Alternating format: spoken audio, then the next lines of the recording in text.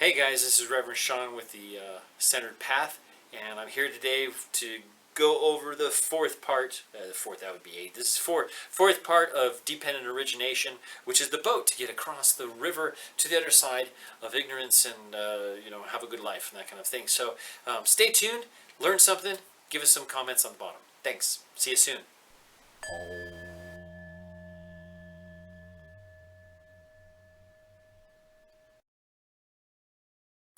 Hello again. This is Dhamma.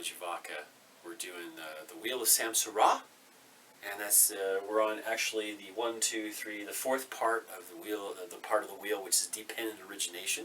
We've talked about the past 3. We're going to talk about all the next ones, but today we're going to talk about this little guy in a boat. And so, what the heck does a boat mean? Actually, it has to do with the body, and it's the body of information, the body of knowledge.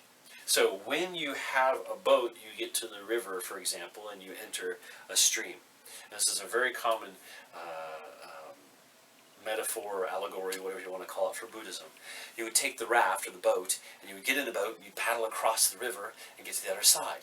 Now, when you get to the other side, you wouldn't put the boat on top of your head and go walking up a mountain. That doesn't make any sense. So you would leave the boat there. 1, it could be used again, back and forth, if you need to.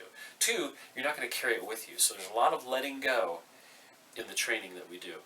So we want to learn something, you'll let it go and leave it behind when it's done. But it's a very important tool that you would need to help you across. So we have terms like stream enterer and those kind of things. I have to get you some more information on that. We'll talk about that later on because they're kind of like titles.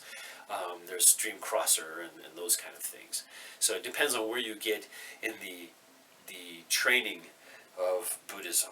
Okay, again, that's only in certain groups, right? Remember, because we're doing basic Buddhism here. This isn't like all of the something very specific and lineage based and guru based and stuff like that. I don't like that stuff for myself because it takes one section and just repeats it to me.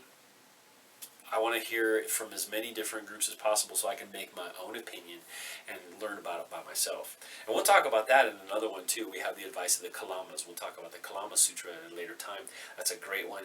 It's kind of my basis of learning all of this stuff. We don't learn it based on what someone said. So don't just listen to what I say. Go for it. Look it up yourself. Practice it. Try it. Meditate on it. If it works, keep on going. If it don't work, drop it. Just like this. If it doesn't work, you wouldn't use it. If you get to the end and you've used it up, and you've come to a point where it is no longer useful, leave it behind. Bruce Lee even said, "Absorb what is useful, the rest let go." It was very smart.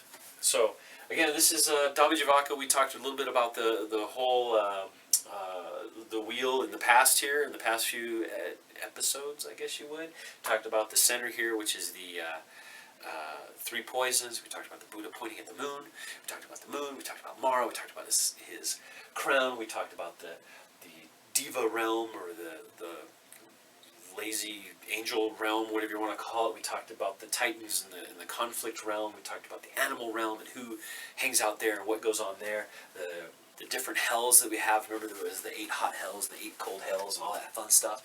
And the hungry ghosts who can't drink the water because it's on fire and have to stack rocks. And they're very, very compulsive, and they just can't reach their food. And the things they get, they have a really thin neck. Remember that stuff?